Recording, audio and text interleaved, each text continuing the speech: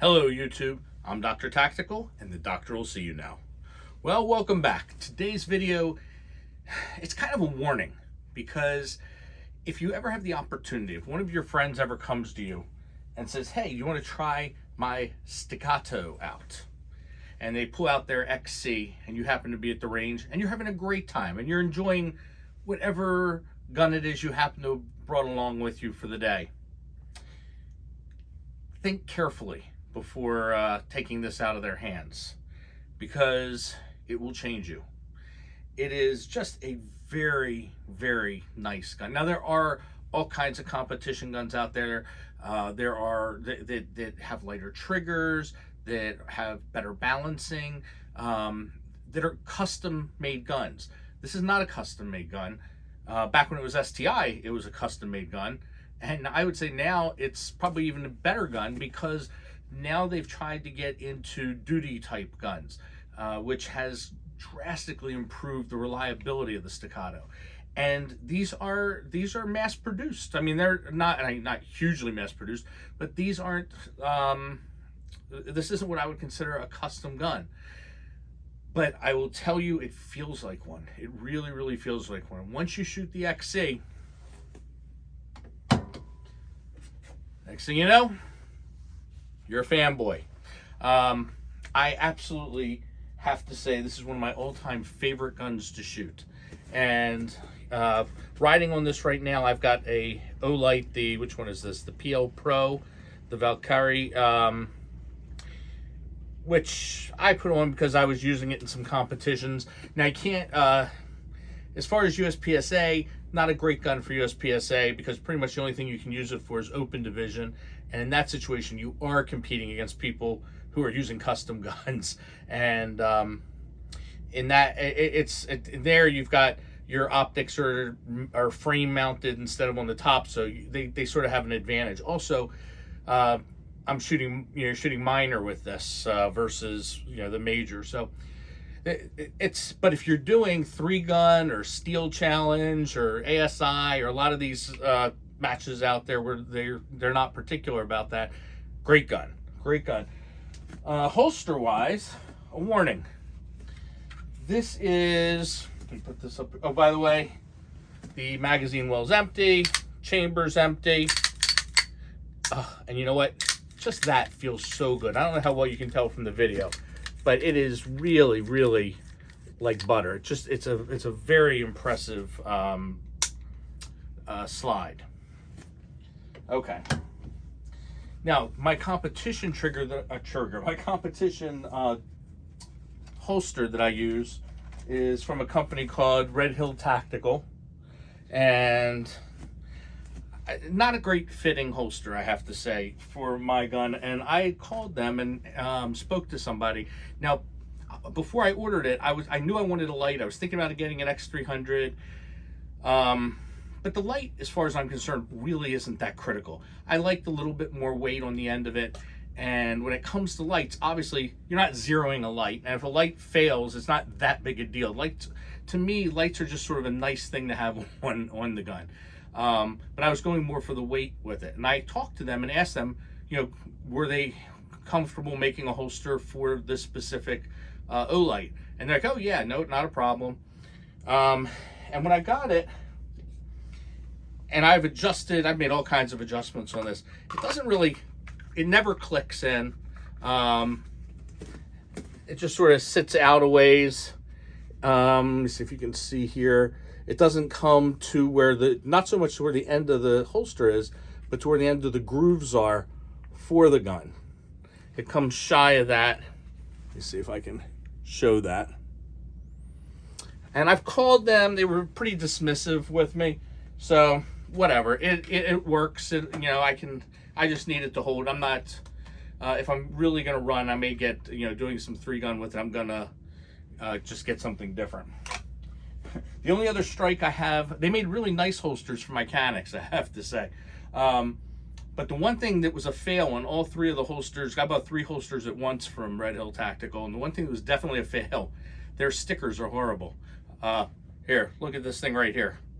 And this is the 3rd sticker I've tried to place, and they all just keep falling off. This one has double-sided tape underneath of it just to keep it in place. I'd say the only thing worse sticker-wise would be from Walther, because those mothers don't even give you a sticker with any of their stuff. Very disappointing. Anyway, so what happens is you start shooting this gun more and more in competitions. Not in competitions. You start at the range, because it's just so pleasurable to bring this to the range, and you get such nice feedback from the accuracy of this gun, the precision, that all of a sudden you're starting to think about your carry gun. And you know, this is what you're practicing with, and you should practice with something either similar or exactly what you carry. Now, obviously, if you are a police officer or somebody who open carries, a P is really probably the next best thing to go with, because it's a nice carry gun. It's a good size for it, good capacity. I am a concealed carrier. I don't open carry, and I was concerned this may be a little bit big. This is the C2, and I have to say it's not big and it's not heavy. It is a really nice concealed carry gun. Now this is wearing the PL-MINI 2 light on it, and for the holster for this, what I have is a Tenicore. This is their SAGAX LUX 2. It's a in the waistband holster, and instead of a claw, it has this little bar that comes out. The only issue I have with this bar is I like to carry deep. So if you carry it low and deep, that means you take these hooks and make them as high as they can go. So your belt line's up here. Oh, sorry. We are empty. And we are empty. Now this is a much tighter, because of the springs, racking on this compared to the XC. And the trigger is a little bit heavier. Probably around 4.5. So where the other one's about 2.5. So this is a more of a defense gun, because you don't want a super light trigger that you're walking around with. And then on both of these, I've got the Holosun, I think this is the 507C, with the, what's it called? The Vulcan, the ACSS reticle, which I'll talk about in a moment. Anyway, back to the holster for a second. So the way this sits, your belt lines up here, and then here's your bar. Well, the higher this goes, the more the bar is lower. And the purpose of this bar is to be, is really, I think, about as close to where the top of this is, to push against the belt and turn this into your body to help hide the, prevent the printing. However, because this starts to drop below, you start losing some of that effectiveness. Now this also, on the back side, has sort of a built-in wedge. So you can still add a wedge. The reason for these Velcro stickers is sticky holster makes this little pad, and it does two things. One, it cushions this a little bit in areas where it's helpful, because remember, you're carrying this thing cocked and locked. So, and you've got a beaver tail in here that can really be sharp. So this really serves to help cushion your tender areas that this may be leaning up against. So that's the reason for the Velcro over here. And this is actually I've been really impressed with this little thing from Sticky, the Sticky holster.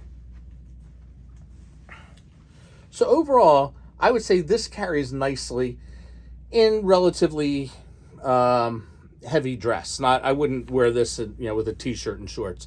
But if you're dressed nicely, layered, this really tucks away nicely, and I find it to be much more comfortable than I thought it was going to be.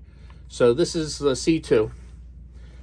Briefly, I do want to talk about this reticle. So just make sure There we go. Make sure I'm calling it by the right name. I have a lot of, so this is, now when you hear the name of it, you understand why I'm sort of hemming and hawing and want to get the actual number for you. So this is the HE507C-GR-X2-ACSS. Oh, let me get that in focus for you. You know what? I'll just put a picture right up here. All right. So this reticle, I have heard zero good arguments not to use. I've heard people sort of hem and haw about it because they say it's cheating, or it's you know, once you've practiced and you've become a skilled shooter, you can find the dot right away, and you know, there's really no need for that for somebody who practices. Why in God's name would you not want the best possible reticle, the easiest to find reticle or dot on your gun that you could possibly have, especially if you're talking about the possibility of defending your life in a gunfight? I got nothing. I got no good reason for that. This reticle, what makes it so special is it has this chevron with a huge circle around it, huge.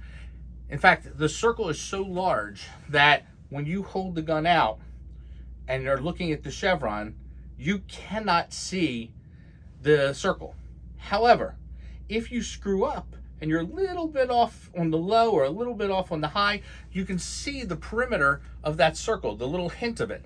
And that's all you need to get right back in the center, because those of you who have tried shooting red dots without such a tool and were relatively new to it, if you don't find your red dot, you have nothing to really help you except for maybe your sights as to where the red dot is to bring it into play.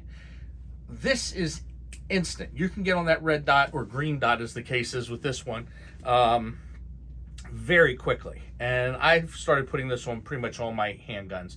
I am really a big fan of this reticle. Well, anyway, the point of today is just sort of to briefly talk about Staccato. I think the perfect combination for people who are concealed carriers. Get yourself a C2. It's wonderful, and it carries nicely. And get yourself an XC, because it's just a great gun to have. You're not going to carry it, but you're going to love that gun. I'm not paid in any way by anybody actually. So these are my opinions, but it's a slippery slope.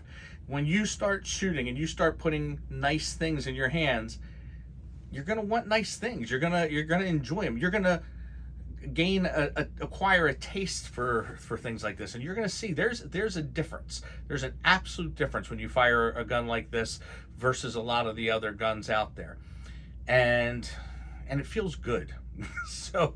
So I do recommend those, not for the pocketbook, but I do recommend them for your shooting experience. Anyway, I just wanted to share that. I just recently, my first Staccato I bought, the XC, I did not know about this red and blue box thing. I got a blue box. It didn't say anywhere on any of the information when it came that I could register the gun. Like usually guns are really big with, register here or go to the website and do this. Staccato didn't really do that for me. And then when I bought the second one, I was surprised I didn't see that either. But I kept seeing people talking about these red boxes, and then recently the blue boxes.